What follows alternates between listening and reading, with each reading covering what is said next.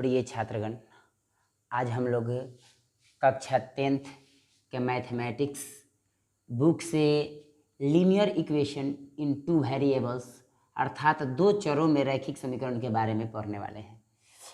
हम एक चर में समीकरण जो था कक्षा 5वीं से लेकर के 8वीं तक हमने पढ़ा था। 9वीं और 10वीं में दो चर वाले रैखिक समीकरण पढ़ना है, लेकिन खास करके 10वीं में ही पढ़ना है। 9th में थोड़ा बहुत है, लेकिन 10th में दो चरों में रैखिक समीकरण अर्थात linear equation in two variables, पूरा बुक ही समझिए कि इसी पर आधारित है। क्योंकि कोई भी इक्वेशन होता है तो उसको सॉल्व करना अगर आपको आ गया तो समझिए कि 50% मैथमेटिक्स आपको सॉल्व करने आ गया। तो देखते हैं कि आखिर दो चरों में रैखिक समीकरण का रूप क्या होता है। तो सबसे पहले मूल रूप के बारे में हम जानना चाहते हैं। मूल रूप तो देखिए, पहले क्या होता था कि एक चर में होता था। जैसे चर मान क्या होता है, ABCD XYZ alpha beta gamma sigma theta, ये सब चर मान कहलाते हैं। और जितनी भी नंबर्स होती है, संख्याएं होती है, वो अचर कहलाती हैं। तो दो चरों में कहने का मतलब है, इसका मूल रूप होता है A1x प्लस B1y बराबर C1, ठीक है। और दूसरा क्या होता है A2x प्लस B2y बराबर C2, जिसमें पहला को पहला समीकरण और दूसरा को दूसरा समीकरण से हम डिनोट करते हैं, सूचित करते हैं। अब यहाँ आप समझने वाली बात है कि A1, B1 और C1, A2, B2, C2 ये है क्या? तो ये सभी संख्याएं हैं। ये अचर है और ये जो है चर है, ठीक है। अचर यानी कि संख्याएं। जैसे हम एक अपने मन से एक क्वेश्चन बनाते हैं, अपना मन से। A1 के जगह पर हम 2x ले लेते हैं, 2 ले लेते हैं, तो 2x प्लस हम यहाँ लेते हैं 3y, ठीक है। और यहाँ हम लिख दिए 5, ठीक है। फिर A2 के जगह पर हम अपना मन से लिख देते हैं कोई चीज़, जैसे मान लेते हैं 7x प्लस यहाँ लिख लेते हैं 3y और अपना मन से यहाँ दे देते हैं 10। तो हम एक एग्जाम्पल लिए हैं, इसको अब हमको सॉल्व करना है। तो इसको मान लेंगे पहला समीकरण और इसको मान लेंगे दूसरा समीकरण। तो ये हमारा एग्जाम्पल हुआ किस चीज़ का, दो चरों में रैखिक समीकरण का। यह मूल रूप हो गया और इस पे मैं एग्जाम्पल अपने मन से दे रहा हूँ। तो देखिए, अभी इस समीकरण को हल करने की कितनी विधियाँ होती हैं।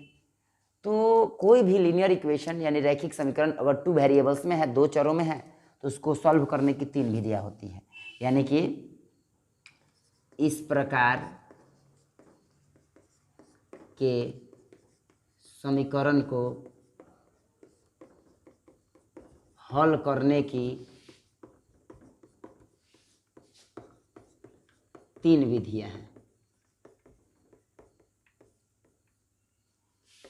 होती हैं। पहला कौन कौन होता है? पहला कौन है? तो प्रतिस्थापन विधि,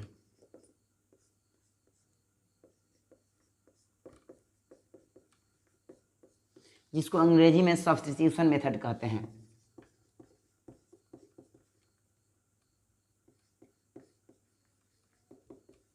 सब्स्टिट्यूशन मेथड। दूसरा है विलोपन विधि, जो पहले लुप्तीकरण विधि के नाम से जाना जाता था। विलोपन विधि या लुप्तीकरण विधि एक ही है। Elimination method. तीसरा होता है जो तरीका होता है वज्र गुणन विधि, जिसको अंग्रेजी में क्रॉस मल्टीप्लिकेशन मेथड बोलते हैं। क्रॉस मल्टीप्लिकेशन मेथड, यानी कि ये 3 विधियां हो गई। प्रतिस्थापन विधि, विलोपन विधि, वज्र गुणन विधि, जिसको हम लोग अंग्रेजी में बोलेंगे substitution method, elimination method, cross multiplication method. फिर से समझ लेते हैं। प्रतिस्थापन विधि सब्स्टिट्यूशन मेथड, विलोपन विधि, एलिमिनेशन मेथड, वज्र गुणन विधि, क्रॉस मल्टीप्लिकेशन मेथड। ये 3 विधियां होती है हमें समीकरण को सॉल्व करने की। वो भी कौन से समीकरण के? तो जो 2 चर वाले रैखिक समीकरण होते हैं, अर्थात लीनियर इक्वेशन इन 2 वेरिएबल्स। तो इस प्रकार के समीकरण को हल करने की हमारी 3 विधियां होती है, प्रतिस्थापन विधि, विलोपन विधि, वज्र गुणन विधि। तो इसको हम देखते हैं कि जो हमारा पहला क्वेश्चन है, जैसे हमने लिया था उदाहरण स्वरूप, इसको सॉल्व करने के लिए हम सबसे पहले प्रतिस्थापन विधि से करते हैं, फिर विलोपन विधि से करेंगे, फिर वज्र गुणन विधि से करेंगे। लेकिन सबसे पहले हम इसको प्रतिस्थापन विधि से सॉल्व करते हैं। अब हम देखते हैं इस क्वेश्चन को, 2x + 3y = 5, 7x + 3y = 10। हम इसको प्रतिस्थापन विधि से हल करते हैं।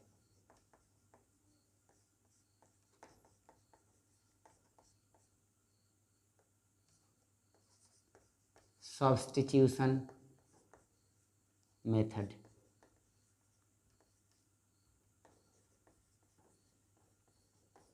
सब्स्टिट्यूशन मेथड में देखते हैं क्या करते हैं। सबसे पहले हम पहला समीकरण को लिख लेते हैं।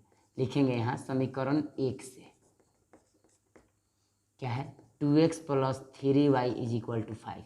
डेट इज इम्प्लाई, हम यहाँ से कोई भी x या y का वैल्यू निकालेंगे, एक का किसी एक का।